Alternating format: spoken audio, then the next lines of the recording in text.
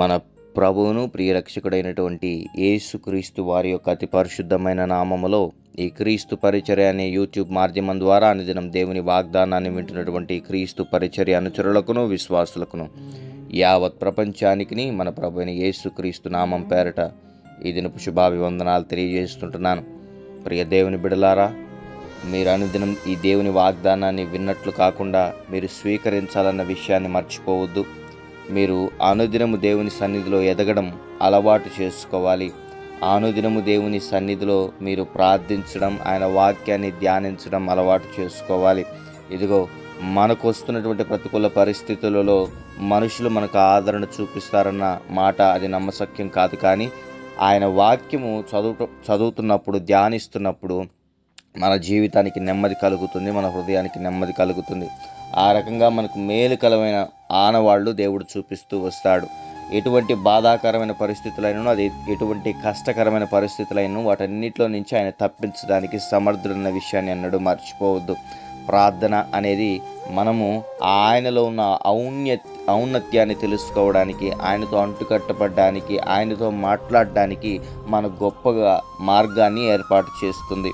మన జీవితంలో ఉన్నటువంటి సకల విధమైన పరిస్థితులను సరిచేసి, మన జీవితంలో ఉన్న కష్టాలని, మన జీవితంలో ఉన్న బాధలని, కన్నీటిని తుడవడానికి, తుడిచివేయబడ్డానికి ఆ ప్రార్థన అనేది మనకి ఎంతగానో దోహదపడుతుందన్న విషయాన్ని మీరు మర్చిపోకూడదు. ప్రియ దేవుని బిడ్డలారా, మనకున్నటువంటి ప్రతికూల పరిస్థితుల నుంచి దేవుడు మనల్ని ఖచ్చితంగా తప్పిస్తాడన్న విషయాన్ని మీరు మర్చిపోకుండా అనుదినం దేవుని సన్నిధిలో ఎదుగుచూ రావాలి అని ప్రభు దాసుడిగా నేను మిమ్మల్ని హెచ్చరిస్తుంటున్నాను. ప్రియ దేవుని బిడ్డలారా, ఇది వాక్య ధ్యానంలో కనుక మనం వచ్చినట్లయితే మనకున్నటువంటి ప్రతికూల పరిస్థితులను బట్టి, మన జీవితంలో జరుగుతున్నటువంటి నానా రకమైనటువంటి పరిస్థితులను బట్టి యేసు ప్రభు వారు మమ్మల్ని చూస్తే బాగున్ను, దేవుడు నన్ను కనికరిస్తే బాగున్ను, దేవుడు నా పరిస్థితిని చూచి నన్ను దీవిస్తే బాగున్ను, నా అనారోగ్య పరిస్థితిని స్వస్థపరిస్తే బాగున్ను, నా జీవితంలో ఒక మేలైన ఆశీర్వాదాన్ని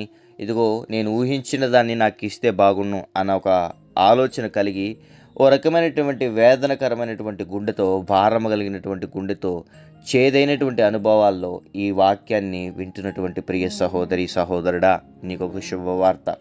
యేసు ప్రభువారు ఈ భూమి మీద నరమానవాళిగా జన్మించి ఇదిగో ఆయన తల్లిదండ్రులను ప్రేమిస్తూ, ఆయన వృత్తిని కొనసాగిస్తూ, ఇదిగో దేవాలయాల్లో ఇదిగో ఆయన వాక్యాన్ని బోధిస్తూ, ఇదిగో అనేక రకమంది స్వస్థపరుస్తూ వస్తున్నప్పుడు కూడా ఆయనను కలవడానికి, ఆయన వస్త్రపు చెంగును ముట్టడానికి, ఆయన చూపు, ఆయన నీడ మా మీద పడితే మా బిడ్డలు, మా కుటుంబాలు రక్షింపబడతాయని అనేక మంది ఆయన చుట్టూ తిరిగారు.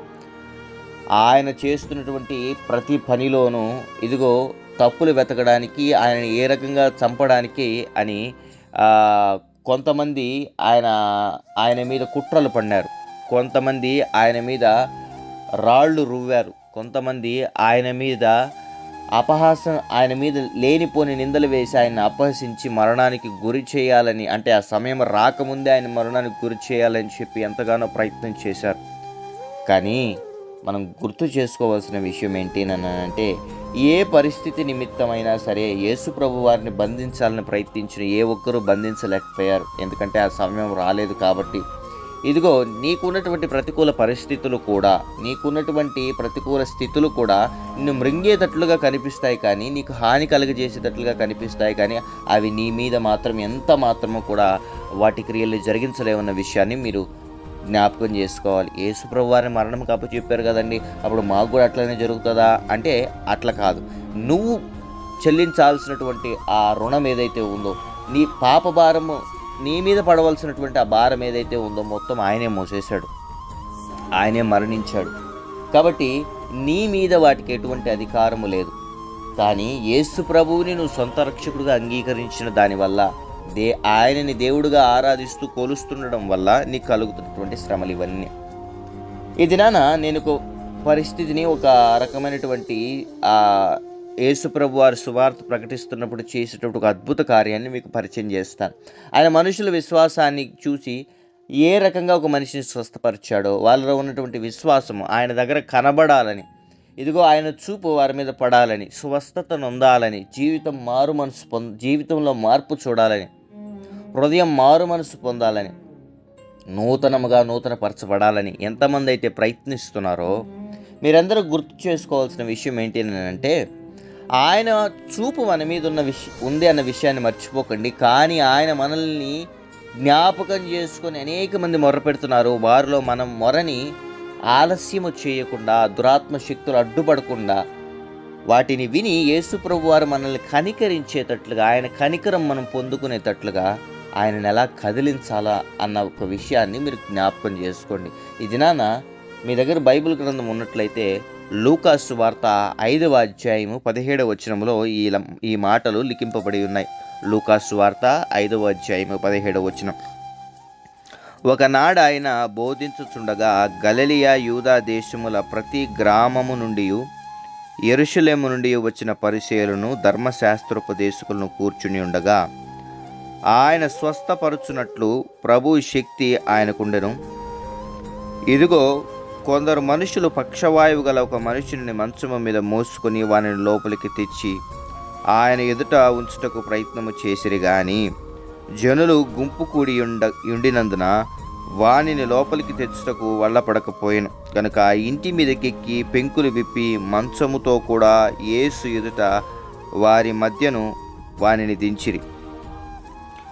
ఆయన వారి విశ్వాసము చూచి, మనుష్యుడా, నీ పాపములు క్షమింపబడి ఉన్నవని వానితో చెప్పగా, దాని తర్వాత శాస్త్రులు పరిసయ్యులు, ఈయనేంది మనుషుడు, మనిషి పాపాలను క్షమించడానికి అంత అధికారం ఎక్కడి నుంచి వస్తుంది, దేవుడే కదా క్షమించాలి అని ఈ రకంగా మాట్లాడుతూ వస్తారు. దాన్ని అది మనకు ఆయన మీద నింద మోపే టాపిక్, అది వేరే టాపిక్, మనం తర్వాత మాట్లాడుకుందాం. కానీ ఇక్కడ గమనించండి, యేసు ప్రభు వారి దృష్టిలో పడాలని, ఆ దినాన ఏ రకంగా అయినా పక్షవాయువు కలిగిన వాడికి స్వస్థత కలగాలని ఆయనని, ఆ మనిషిని, ఆ వ్యాధితో ఉన్నటువంటి మనిషిని ఏం చేశారంటే ఇంటి పైకెక్కి పెంకులు కప్పు తీసి అలానే మంచంతో అతనిని యేసు ప్రభువు ఎదుట దింపారు.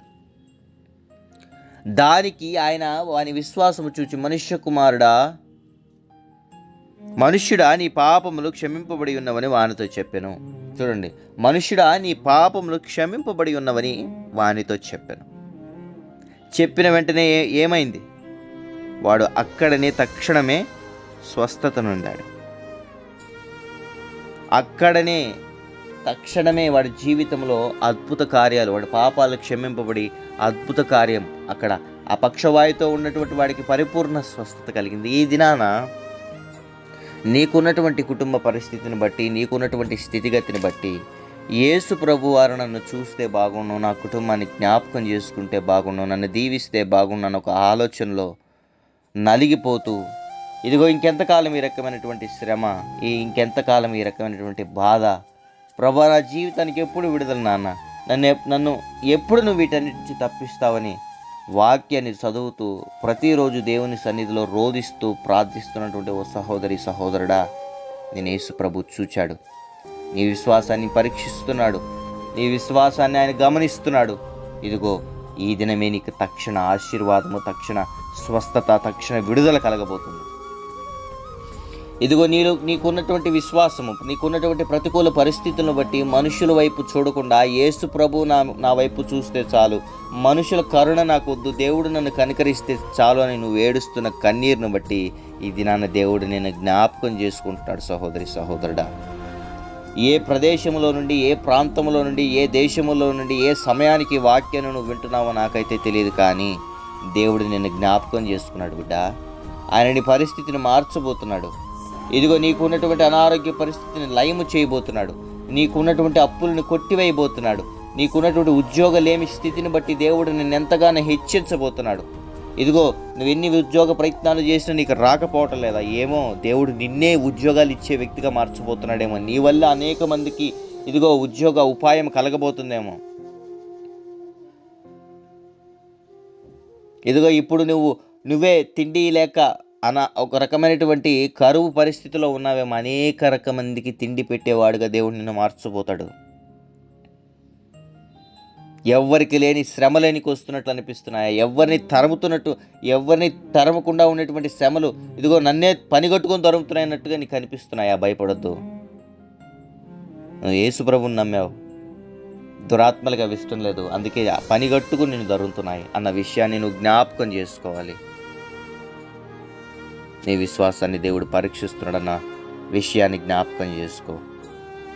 నువ్వు ఇన్ని దినాల దేవుని దగ్గర ఓర్పుగా ఉండి సహనంతో ఉండి ఆయన నా వైపు చూడాలని ఇది కనిపెట్టుకుని ఉన్న దానికి దేవుడు ప్రతిఫలం ఇవ్వబోతున్నాడు. ఈ దినాన నీ పాపాలు క్షమింపబడి ఉన్నావని ప్రభు నీతో చెప్తున్నాడు.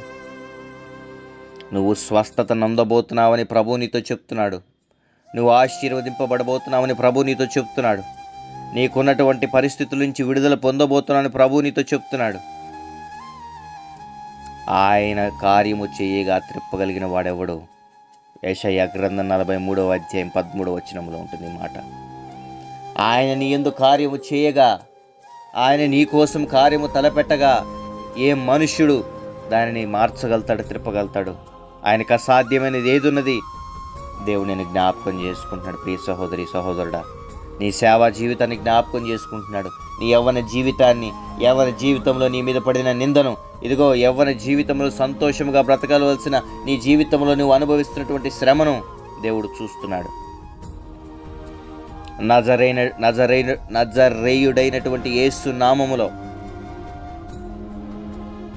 నీ జీవితం మార్చబడబోతుంది. దురాత్మ సమూహాలు పనిచేస్తుంటాయండి. మనం ఏదైనా కట్టడానికి ప్రయత్నం చేస్తున్నప్పుడు, ఏదైనా దానిని దురాత్మ సమూహ వాటి క్రియలను అన్నింటినీ కుటుంబంలో బంధించడానికి ప్రయత్నం చేస్తున్నప్పుడు ప్రార్థన చేయనివ్వు, వాక్యం చెప్పనివ్వు. మమ్మల్ని అయినా సరే మా ఆరోగ్యాన్ని దెబ్బతీయడానికి ప్రయత్నం చేస్తాయి, మా మాటలని తడబడేటట్టుగా చేస్తాయి. వాటి పనులన్నీ ఏంటి అంటే వాటి క్రియల్ని జరగనీయకుండా ఆపేవాళ్ళే వాటికి ఎక్కువ శత్రువులు అన్నమాట. యేసు ప్రభు వారిని నమ్ముకుంటేనే శత్రువు అవుతాం మనం వాటికి, కానీ వాటికి భయపడాల్సిన అవసరం లేదు. కానీ ఆయన పని చేస్తూ అనేక రకమందిని ఆయన దగ్గరికి నడిపిస్తుంటారే, వాళ్ళ మీద వాళ్ళ కుటుంబం మీద టార్గెట్ ఎక్కువ ఉంటుంది దురాత్మలకి. అయినను మాకు భయం లేదు. ఇవన్నీ ఏవి మా మీదకి తలెత్తుకొని వచ్చినా సరే, ఒక పోటు సైన్యంలాగా మా మీద పడినా సరే ఏవి ఏం చేయలేవు మమ్మల్ని. ఎందుకంటే మా దేవుడు సమర్థుడు. కాబట్టి మీరు ఈ విషయాన్ని జ్ఞాపకం చేసుకొని, దేవుడు మీ పాపాలని క్షమించి ఉన్నాడన్న వాగ్దానం ఈ దినాన మీకు దయచేశాడు. స్వస్థత పొందినట్లుగా దేవుని కనుచూపు మీ మీద ఉంది. అది ఏ రకమైన స్వస్థత అయినా సరే. నేను ఎందుకు గత వారం నుండి ఈ సువార్తలు మత్తయి, మార్కు, లూకా, యోహాను సువార్తలలో ఉన్నటువంటి యేసు ప్రభు వారి గురించి ఒక్కొక్క శిష్యుడు ఒక్కొక్క రకంగా రాశారండి. ఎవరికి అర్థమైన రీతిలో వాళ్ళు రాశారు. కానీ నలుగురు ఆ శిష్యులు ఎవరైతే ఉన్నారో వాళ్ళు రాసిన విధానం చాలా అద్భుతంగా ఉంటుంది. అందుకనే ఒక్కొక్క దినాన ఒక్కొక్క ఆశ్చర్యకార్యాన్ని, దేవుడు చేసిన మహత్కార్యాన్ని మీకు పరిచయం చేస్తూ వస్తున్నాను. మీరు బైబిల్ చదవడం ప్రారంభిస్తే జ్ఞాపకం చేసుకోండి, క్రొత్త నిబంధన నుంచి మత్తయి, మార్కు, లూకా, యోహాను సువార్త ఇవి మీరు చదువుకుంటూ కనుక వచ్చినట్టయితే ఏమవుతుందంటే యేసు ప్రభు వారు చేసిన అద్భుత కార్యాలు, యేసు ప్రభు వారు ఎవరు, యేసు ప్రభు వారి జీవితం ఏంటి, ఆయన ఏ రకంగా బ్రతికాడు, ఏ రకంగా మరణించాడు, ఏ రకంగా తిరిగి లేచాడు అన్న విషయం మీకు అర్థమైపోతుంది. కాబట్టి మీకున్న ప్రతికూల పరిస్థితులను బట్టి కృంగిపోకుండా యేసు ప్రభువు మీద విశ్వాసం ఉంచి, ఇదిగో ఆయన చూపు నా మీద ఉంది అని నీవు ధైర్యం తెచ్చుకునేటలా ఖచ్చితంగా నీ జీవితంలో అద్భుత కార్యాలు నువ్వు చూడబోతావు. అటువంటి విశ్వాసము, దృఢ నిశ్చయత దేవుడు నీకు అనుగ్రహించి కాపాడునుగాక. ఆమెన్. ప్రార్థన. పరిశుద్ధుడా, ప్రేమ కలిగిన నాయన, జీవము కలిగిన తండ్రి, నీ ఘనమైన శ్రేష్టమైన నామానికి స్తుతులు, స్తోత్రాలు, వందనాలు. గడిచిన రాత్రంతయు మమ్మల్ని నీ చల్లని రెక్కల నీళ్ళ దాచి కాచి కాపాడి ఈ దినాన సజీవులకు నిలబెట్టిన దేవా నీకు వందనాలు. అయ్యా, మా ప్రియ బిడ్డలు ఎంతమంది క్రీస్తు పరిచరణ యూట్యూబ్ ఛానల్ ద్వారా అందుతున్న దేవుని వాగ్దానాన్ని విని విశ్వసించి నమ్ముతున్నారో బిడ్డల జీవితాల్లో ఆశ్చర్య కార్యాలు చేయమని ప్రార్థిస్తుంటున్నాం. మాకున్న ప్రతికూల పరిస్థితుల్లో నుండి మేము ఈ వాక్యాన్ని అందిస్తున్నప్పుడు బిడ్డలు ఎంతో విశ్వాసముతో ప్రభావాన్ని వాక్యాన్ని వింటున్న రీతిని బట్టి కూడా నీకు స్తోత్రాలు చెల్లిస్తుంటున్నాం. బిడ్డల జ్ఞాపకం చేసుకోండి, విశ్వాసములు ఇంకా ఎదుగునట్లుగా, బలపడినట్లుగా, ఇంకా నీలో ఎదుగునట్లుగా, అయా వారి సంఘానికి, వారి దైవ దాసులకు నమ్మకంగా బిడ్డలు ఉండునట్లుగా బిడ్డలను మార్చమని ప్రార్థిస్తున్నాం. వారి కలిమిలో ప్రభానైనా, వారు చేస్తున్నటువంటి సకల విధమైన పరిస్థితుల్లో ప్రభానైనా, అయ్యా వాళ్ళు నీకు ఇస్తున్నటువంటి దాంట్లో కూడా ప్రభానైనా ఆ బిడ్డలు జ్ఞాపకం చేసుకుని లేవనెత్తమని ప్రార్థిస్తుంటున్నాం. ఆ బిడ్డలను ఉన్నత స్థాయిలో ఉంచమని ప్రార్థిస్తున్నాం. విదేశాల్లో ఉన్న మా ప్రియ బిడ్డల్ని జ్ఞాపకం చేసుకోండి. ఇక్కడి నుంచి విదేశానానికి వెళ్ళాలని ప్రయత్నిస్తున్నటువంటి బిడ్డలు ఎంతమంది అయితే ఉన్నారో, ఇతర దేశాల కోసం ప్రభానైనా, వీసాల కోసం ప్రయత్నిస్తున్న బిడ్డలకి ఆటంకాలు కలిగిస్తున్న దురాత్మ సమూహాలు లయమైపోవును గాక. బిడ్డలు క్షేమకరంగా గమ్యాలకు చేరినట్లుగా ఆ బిడ్డలకు కావాల్సిన ఆర్థిక సహాయాన్ని అనుగ్రహించమని ప్రార్థిస్తుంటున్నాం. మరి విదేశాల నుండి స్వదేశాలకు రావాలని ఆశపడుతున్న బిడ్డలకు కూడా నీ ఆర్థిక సహాయాన్ని అనుగ్రహించేటువంటి ప్రాబ్లం లేకుండా బిడ్డలు క్షేమకరంగా చేరినట్లుగా బిడ్డలను జ్ఞాపకం చేసుకోండి. అయ్యానైనా వివాహాల కోసం ఎదురు చూస్తున్న బిడ్డలకి మంచి సూటబుల్ మ్యాచెస్ వచ్చునుగాక, ఘనంగా వివాహాలు జరుగునుగాక. ఉద్యోగాలు లేమితో బాధపడుతున్న బిడ్డలకి, ఉద్యోగ ప్రయత్నాలు చేతి వరకు వచ్చి ప్రవణమైన విఫలమైపోతున్న బిడ్డలకి మంచి ఉద్యోగాలు ఇప్పుడే ఆ బిడ్డలకు అనుగ్రహించమని ప్రార్థిస్తున్నాం. ఆ బిడ్డల ప్రయత్నాల్లో సఫలీకృతను అనుగ్రహించమని ప్రార్థిస్తున్నాం. ఆ బిడ్డలకు ఉద్యోగాలు లేని కూడా ఆ బిడ్డల్ని కృంగదీస్తున్నటువంటి దురాత్మ సమూహాలు ఏసునామంలో లయమైపోవునుగా. గర్భఫలాలు మూసిన దురాత్మలు రావాలి ఏసునామంలో బయటికి. సంవత్సరాల తరబడి ప్రవణన గర్భఫలం లేకుండా దంపతుల మధ్యకి భేదాభిప్రాయాలను కలుగజేసి కుటుంబాన్ని చిన్నాభిన్నం చేస్తున్న దురాత్మలు కాలిపోవాలి ఏసునామం. మాంత్రిక చేతబడి చీకటి శక్తుల ద్వారా బాధింపబడుతున్న కుటుంబానికి విడుదల కలుగును గాక. దురాత్మ సమూహాల చేత ఎంతమంది బిడ్డలైతే పట్టి పీడింపబడుతున్నారు, ఇప్పుడే ఆ బిడ్డలకి సంపూర్ణమైనటువంటి డెలివరెన్స్ కలుగునుగా వందనాలు చెల్లిస్తుంటున్నాం. కుటుంబ గొడవల వల్ల, భార్యాభర్తల సమస్యల వల్ల ప్రవణ విడిపోయి, అయ్యానైనా అన్నదమ్ముల సమస్యల వల్ల విడిపోయి ప్రవణ అనేక ప్రవణ దుఃఖ క్రాంతులు ఎంతమంది అయితే ప్రార్థనలు ఏకీభవిస్తున్నారు, కుటుంబాలు కట్టబడును గాక. నీ సహాయాన్ని అనుగ్రహించండి. దుర్వ్యసనాల్లో చిక్కుపోయి ప్రవణ తాగుడు ప్రవణ, ఇదిగో ప్రవణైన ధూమపానము ప్రవణైన, వ్యభిచారము ప్రవణ, జూదము వల్ల ప్రవణ కుటుంబ జీవితాలని, అయ్యా యవ్వని జీవితాలను నాశనం చేసుకున్న ప్రతి ఒక్క పురుషులు మారు మనసు పొందుదురుగాక, యవనస్తులు మారు మనసు పొందుదురుగాక, డ్రగ్స్ నుంచి విడుదల పొందుదురుగాక. నీకు వందనాలు చెల్లిస్తుంటున్నాం. విశ్వాసంలో సన్నగిల్లిపోయి ఇంకను నీతో కలిసి నడవాలని ప్రయత్నిస్తూ కూడా ఇంకను పడిపోతున్న బిడ్డల్ని జ్ఞాపకం చేసుకుని నిలబెట్టమని ప్రార్థిస్తున్నాం. మంచిగా ప్రవణ బిడ్డలకి మంచి వివాహాలు చేయమని ప్రార్థిస్తున్నాం. వారి అప్పుల బాధలంటే కొట్టివేసి బిడ్డలను ఉన్నత స్థాయిలో ఉంచమని ప్రార్థిస్తున్నాం. నీకు వందనాలు. తండ్రులను కోల్పోయి, తల్లిని కోల్పోయి, బిడ్డలను కోల్పోయి ఎంతమంది అయితే కుటుంబాలు బిడ్డలు రోధిస్తున్నారో ఆ బిడ్డలకి నీవే తోడుగా ఉండి నడిపించి కాపాడమని ప్రార్థిస్తున్నాం. నీ సహాయ సహకారాలు అనుగ్రహించి బిడ్డలు ఉన్నత స్థాయిలో ఉంచండి. వివాహ దినాలు, జన్మదినాలు జరుపుకుంటున్న బిడ్డలు తలల మీదకి నీ ఆశీర్వాదము వచ్చునుగాక. మెండుగా నీ సహాయాన్ని అనుగ్రహించమని ప్రార్థిస్తుంటున్నాం. అనారోగ్య పరిస్థితుల్లో ప్రవణ దీర్ఘకాలపు వ్యాధులతో ఉన్న వారికి ఇప్పుడే సంపూర్ణమైన స్వస్థత కలుగునుగాక.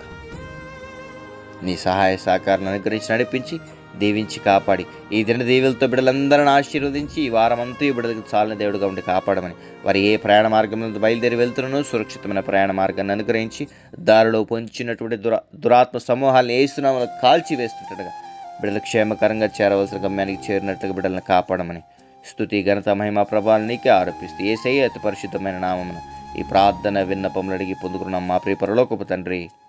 Amen, amen, amen. Praise the Lord. May God bless you all.